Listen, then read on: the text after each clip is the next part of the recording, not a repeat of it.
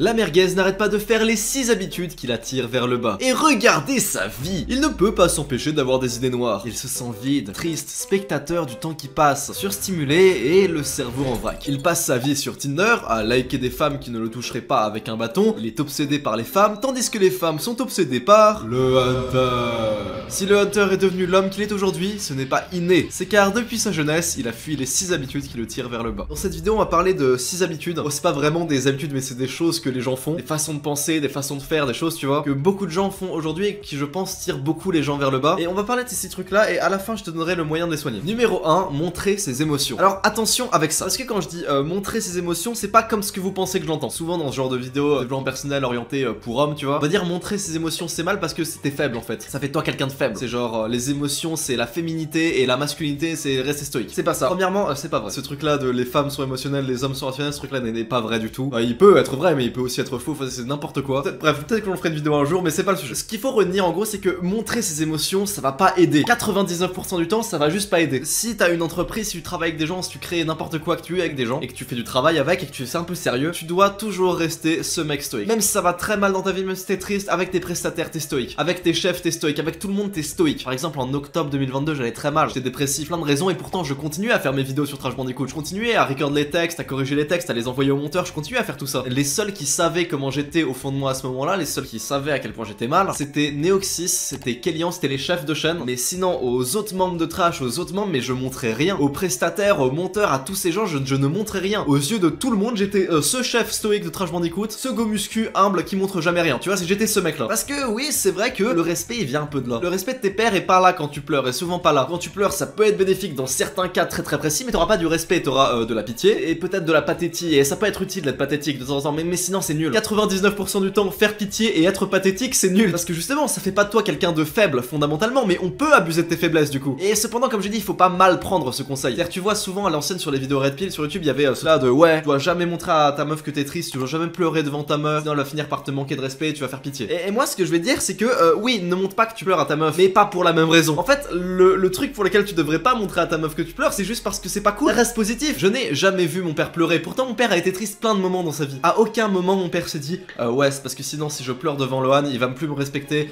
ma femme ne va plus me respecter. C'est pas ça. C'est que mon père ne voulait pas que je le vois pleurer tout simplement parce que c'est pas cool, c'est pas agréable de le voir pleurer. Il voulait juste tout le temps de montrer cette image de ouais, je suis quelqu'un de positif, je suis pas quelqu'un de négatif qui est triste. Et évidemment, si c'est intenable, si vraiment, je sais pas, ton père vient de crever, évidemment, pleure devant ta meuf, y a pas de souci. Ce que je veux dire, c'est pas trop, pas tout le temps et pas avec les gens de pas de confiance. Pleure avec les gens de confiance et ta meuf en fait partie. Mais ta famille en fait partie et tes amis proches.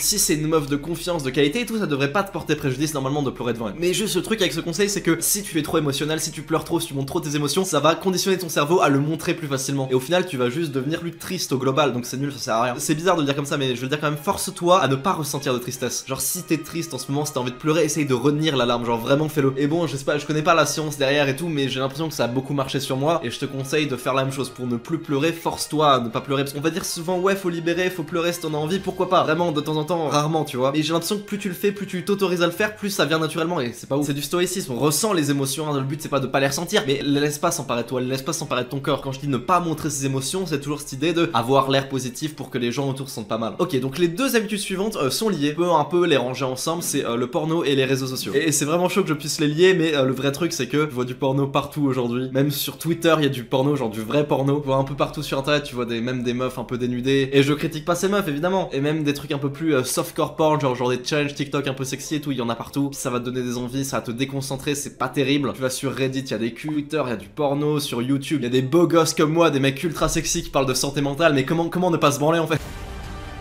Et voilà, et je te parle de réseaux sociaux et de porno et ça fait cliché et j'ai pas envie que cette vidéo ressemble à ces putains de vidéos genre oui, 7 habitudes que font tous les mâles bêta que ne font pas les mâles alpha. Numéro 1, se branler. Non, le mâle alpha ne se branle pas. Non, c'est pas ça. C'est un peu cringe de parler de ça sur YouTube, mais c'est la vérité en vrai. Je le dirais pas si c'était pas la vérité. Le porno, faut imaginer que c'est genre toute une variété d'options sexuelles que tu n'as pas dans la vraie vie et ton cerveau pense que c'est réel. Du coup, bah, à force de faire ça, il va plus autant bosser, tu vois. Ton cerveau reptilien, tu vois, s'il se dit waouh, j'ai accès à toutes ces femmes aussi facilement et tout, il va pas bosser pour avoir l'amour, la vraie affection, les vraies femme dans la vraie vie. Ça, c'est logique, tu vois. T'as vraiment cette dichotomie entre, bah, sur le coup, ouais, je me sens vraiment comme le king, comme le roi, j'ai toutes ces meufs et tout, mais en même temps, juste après, t'es en mode, oh, putain, je suis une merde et tout, c'est nul. On est juste objectif, on prend un peu de recul, tu perds quand même beaucoup de temps, tu vois. Je veux dire, juste regarder du porno, aller sur les réseaux sociaux, c'est perdre du temps en fait. C'est tout du temps où t'es pas en train de fixer ton mur, de faire des pompes, de faire des conneries, tu vois. Et au-delà de ça, ça a vraiment ruiné tous les autres aspects de ta vie. Par exemple, Instagram, tu vois, si tu te compares sur Instagram aux gens, 90% des gens que tu vois sur Instagram, sur TikTok ont une meilleure victoire. Et je pense que c'est au moins 90%. Ça va même pas te donner envie de rivaliser avec ces mecs-là, parce que ces mecs-là, ils ont tout ce que t'as pas, ils sont 10 levels au-dessus de toi, ils sont musclés, beaux gosses, riches. Toi, t'es ni musclé, ni beau gosse, ni riche, t'as rien du tout. Du coup, t'es même pas en train de te dire, ouais, je vais rivaliser, ça va être de la compétition, non, t'es juste en train de te dire, ouais, bah je n'ai pas ça et c'est nul. T'es en train un peu de baver devant le truc et c'est pas utile. T'es pas actif, t'es juste passif devant l'objet de ton désir et t'essayes pas de l'avoir. La quatrième habitude qui tire vers le bas, et ça c'est certain que tu l'as, genre c'est vraiment sûr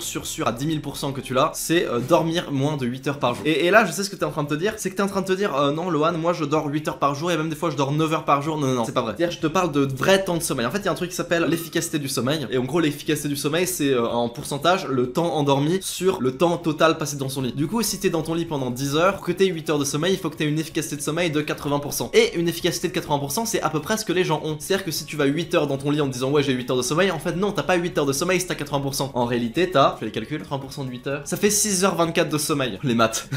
En moyenne, du coup, si t'es 8 heures dans ton lit, tu dors vraiment 6h24. Il y a très peu de gens qui arrivent à se poser dans son lit et s'endormir direct. Et c'est même pas que ça, c'est s'endormir direct et surtout ne pas se réveiller pendant la nuit, parce que dans la nuit, il y a des moments où tu vas te réveiller. Il y a genre 10 minutes tu te réveilles, 15 minutes tu te réveilles, 30 minutes tu te réveilles, et tu perds du temps la nuit où tu dors pas. Il faut vraiment faire la différence entre heure dans son lit et heure de sommeil. Parce que ouais, ton sommeil peut être amélioré. Et attention, ce que je dis quand je dis améliorer son sommeil, ça veut pas forcément dire se lever plus tôt, dormir plus tôt. Pas genre se lever à 5h30 du matin tous les jours, faire comme les youtubeurs que tu vois, genre oui, je me suis levé à 5h30 du mat tous les jours et ce qui s'est passé est absolument incroyable. Non, l'idée, le truc super important et que j'avais vu dans le podcast d'Andrew Huberman, c'est surtout d'être régulier, de se coucher aux mêmes heures et de se lever aux mêmes heures. C'est-à-dire, mieux vaut dormir 8 heures, mais genre complètement déréglé, on va dire, de la société normale. C'est-à-dire, tu vas dans ton lit à 4h du matin et tu te réveilles le lendemain à 14h, plutôt que de faire 22h, 5h du matin. Parce que là, tu manques de sommeil du coup. Et c'est pas grave d'être décalé en soi. L'idée, c'est vraiment d'être régulier, de dormir beaucoup et de tenir ce truc-là en permanence. Moi, ce que je fais beaucoup, c'est dormir beaucoup en fait. Je suis vraiment pas à me sentir mal si je dors 10 heures, tu vois. Peut-être genre, je me couche à minuit et le lendemain, je me réveille à midi, je me sens pas mal en fait, vraiment pas. Parce que le reste de la journée, certes, ma journée commence plus tard et j'ai pas genre le miracle morning et tout. Mais le lendemain, je me sens vraiment en forme et d'attaque, je me sens pas du tout fatigué le lendemain. C'est pour ça que j'ai décidé, j'ai pris la grande décision de plus prendre de réveil. Alors oui, je peux me le permettre parce que c'est les vacances et je vais plus à la fac, mais toi aussi là actuellement c'est les vacances pour toi, donc je te conseille de pas mettre de réveil et se réveiller naturellement. Je crois que ça apporte vraiment beaucoup de bienfaits, t'es beaucoup moins fatigué en fait. Et c'est pas forcément évident de faire ça parce que parfois des imprévus. Parfois c'est quelqu'un qui vient me réveiller, il fait ouais Lohan, on a un live, je te rappelle, on a un live. Ou alors je me lève très tard, mais c'est pas très grave parce que c'est mieux pour tout le reste de la journée. Et je reste quand même relativement productif. Par exemple, je peux vraiment me coucher très tard, me lever à midi, voire 13h et attaquer ma journée, direct écrire une vidéo, boire un café, aller manger. Et en soi, je suis productif, mais c'est juste décalé, tu vois, c'est pas très grave. Cinquième habitude qui te tire vers le bas, manger des M&M's. Ça fait rire hein, le titre de cette partie, mais c'est pas une blague. Et je vais te demander un truc, mange 10 M&M's. Là tout de suite, mange 10 M&M's si t'en as à portée de main, si t'en as pas à portée de main, c'est pas grave. Mais si t'en as à portée de main là, mange 10 M&M's. Juste 10. Allez, même pas 5, juste 5 M&M's. Et regarde comment tu te sens instantanément après. Et quand je te dis instantanément, c'est pas une heure après, c'est genre 2 minutes plus tard. Regarde comment tu te sens. Et tu vas être choqué et je te promets que tu vas trouver ça chelou parce que tu t'en es jamais aperçu. Mais à chaque fois que tu manges des M&M's, tu te sens mal instantanément après. Genre ton ventre il va super mal. Et je te promets que c'est vrai, tu vas être choqué. Et fais-le vraiment. Et ça va te surprendre parce que même moi j'avais jamais fait gaffe. Et du coup cette année je suis resté beaucoup tout seul. Et je vivais beaucoup tout seul et j'avais un paquet de M&M's chez moi à mon appart à Nancy. Et de temps en temps je prenais des M&M's et je les mangeais, tu vois. Et quand t'es tout seul, quand tu parles à personne, quand t'es pas en soirée en train de manger des M&M's, quand t'es juste tout seul chez toi devant ton PC comme un autiste à travailler, tu te rends compte direct de ce que tu viens de manger, ça vient de te niquer le ventre en fait. Et j'ai fait le test avec plein de potes hein. Je leur ai dit vas-y mange des M&M's, dis-moi comment tu te sens, c'est pas que moi. Manger des M&M's, c'est vraiment genre ultra mauvais pour le bide, j'ai l'impression. Je me sens super mal à chaque fois. Du coup j'ai appelé cette partie manger des M&M's, mais le problème global, tu l'as compris, c'est la diète moderne. Notre diète moderne a deux gros soucis. Le premier souci, c'est trop sucré. On mange beaucoup trop sucré. La quantité normale de sucre que doit manger un humain tous les jours, c'est à peu près 35 grammes. Bah dis-toi que en vrai, t'en manges probablement plus de 100 par jour. C'est 3 fois trop. Vraiment, mais t'en manges vraiment beaucoup trop. Une canette de coca, c'est déjà plus que ton apport de toute la journée, tu vois. Donc on mange trop sucré, c'est mauvais pour notre testostérone. J'ai pas d'autres trucs, mais je pense que déjà la testostérone, si t'es go muscu, ça te fait déjà peur. Et le deuxième souci de notre diète moderne, c'est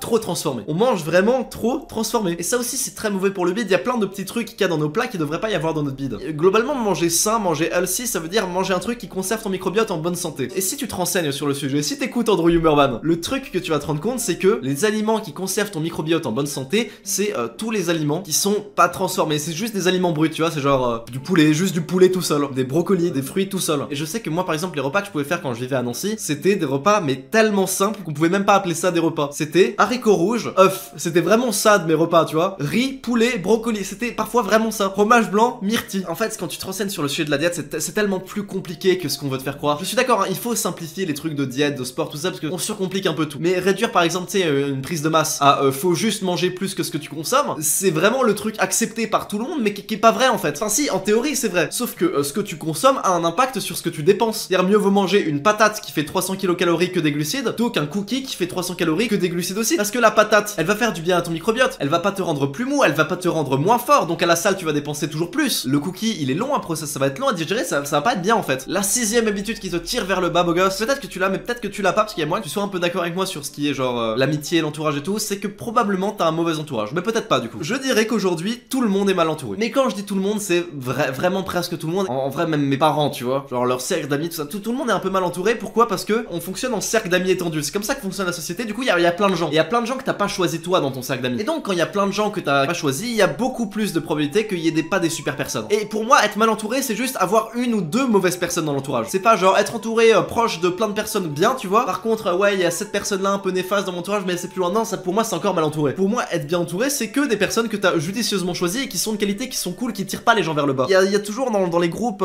d'amis, tu vois, ce mec un peu moqueur, ce mec un peu qui va te tirer vers le bas, te rabaisser. Il faut vraiment revoir la définition d'ami, je pense. L'ami, selon moi, c'est le mec qui se sent bien quand toi tu te sens bien. Voilà, est-ce qu'on est d'accord avec cette définition? Elle est pas mal. Et qui par extension se sent mal quand toi tu te sens mal. Il est pas obligé de se sentir aussi mal que toi, évidemment. Dépend du degré d'amitié, c'est un spectre, tu vois, on peut être très très loin dans le spectre. Mais globalement, il est heureux quand t'es heureux, il est pas heureux quand t'es pas heureux. Et à l'inverse, un pas bon ami, on va dire qu'il est heureux quand toi t'es malheureux. Voilà, t'as la définition. Maintenant, qui est ton ami? Honnêtement, qui est vraiment ton ami? Parce que la majorité des gens juste s'en foutent, tu vois. La majorité des gens des groupes d'amis, il y a tellement de monde que les gens s'en foutent. Les gens s'en foutent de toi, tu vois. Même toi, on bat un peu les couilles de la vie de beaucoup de gens de ton groupe de potes si tu traînes dans un grand groupe. C'est ça la vraie définition. Parce que la fausse définition, la définition un peu populaire, c'est oui, si tu passes un moment agréable avec quelqu'un et que t'aimes bien passer du temps avec, on peut considérer ça comme un ami, comme un pote. Je suis pas vraiment d'accord. Tu peux passer de bons moments avec des personnes qui sont fondamentalement pas de super personnes. Tu peux être vraiment genre juste addict à la même drogue, tu vois, si tu joues avec tes potes sur Discord et que c'est que le seul moment où vous voyez, on peut pas vraiment dire que vous êtes amis, vous êtes juste addict à la même chose. Si les seuls potes que tu vois, c'est des potes que tu vois quand t'es en soirée, vous êtes pas amis, vous êtes juste addict aux soirées. Du coup, je pense faire le ménage des amis, ça veut pas forcément dire qu'il faut être tout seul ou être avec les deux mêmes autistes en permanence, je dis pas ça. Je pense qu'il faut s'entourer, rester social, tu vois, évidemment. Même social avec beaucoup de gens, c'est encore mieux. Mais la vérité, c'est qu'il y a pas beaucoup de gens qui sont chouettes, qui valent le coup en vrai de vrai. La majorité des gens sont un peu pas ouf, un peu attirer les gens vers le bas. Donc essaye de faire le plus grand groupe possible, mais que de gens de qualité, que de gens que t'as choisi. Et là, mec, tu vis ta meilleure vie. Voilà, on a parlé de tes habitudes et t'as déjà dû essayer de les régler. T'as déjà dû essayer de faire le nofap, le truc, le machin, oui, détox dopamine et tout. Et je suis d'accord, c'est cool, c'est bien, c'est des bonnes initiatives et voilà. Réduire les mauvaises habitudes, ça peut que être bénéfique. Maintenant, la vérité, c'est que ce ne sont pas des problèmes. Je me répète, hein, mais ce ne sont pas des problèmes. Avoir une mauvaise habitude, c'est pas un problème et cette vidéo sert un peu à rien. Parce que je vais juste te mettre au courant de trucs que tu savais déjà. Tu savais déjà qu'il faut avoir un entourage de qualité, tu savais déjà qu'il faut pas regarder de porno, il faut pas trop traîner sur les réseaux, tu le sais déjà tout ça. Mais je sais que tu regardes encore parce que t'aimes bien et du coup, moi ça me fait des vues, c'est cool. Maintenant, 90% de ma vidéo est inutile. Les vrais 10% qui sont intéressants, qui sont vraiment importants, c'est les 10% là. Ce ne sont pas des problèmes. Tes addictions ne sont pas des problèmes. Tes mauvaises habitudes ne sont pas des problèmes. Ce ne sont qu'un symptôme d'un problème qui est plus vaste, d'un problème qui touche à ton esprit. Le vrai problème, c'est ta santé mentale. Si tu passes ton temps à apprendre, à regarder des vidéos sur la santé mentale, va aller voir le guide d'Amza, c'est une vidéo qui dure 2 heures. La vidéo est en anglais, mais ça s'appelle genre le guide entier pour améliorer sa santé mentale étape par étape. Je te conseille vraiment d'aller regarder cette vidéo, c'est 2 heures, mais c'est chiant, mais c'est bien en fait. Ou même si t'as pas envie de regarder en anglais, tu peux regarder la version low cost en français, y a pas de souci. En fait, c'est que si tu commences à améliorer ta santé mentale, t'auras plus besoin de regarder mes vidéos. En fait, quelqu'un qui a une bonne santé mentale, quelqu'un qui se sent bien dans sa tête, par extension, c'est quelqu'un qui fait déjà du sport, qui a déjà les buts dans sa vie, qui est déjà bien entouré, qui est pas en train de se branler tous les jours, tu vois. C'est pas quelqu'un qui fait ses mauvaises habitudes. On dit souvent dans mes vidéos que je me répète qu'une fois que t'as regardé 3-4 vidéos de ma chaîne, t'as fait le tour. Oui, c'est vrai, t'as fait le tour. Mais alors pourquoi t'as besoin de regarder toutes les autres? Pourquoi tu continues de me regarder? Focus-toi sur améliorer ta santé mentale et tout le reste va découler. Vraiment, je me répète beaucoup parce que une fois que t'as amélioré le problème de la santé mentale, t'as tout réglé dans ta vie. Alors abonne-toi à cette chaîne, c'est gagnant-gagnant pour toi comme pour moi et je te fais des bisous.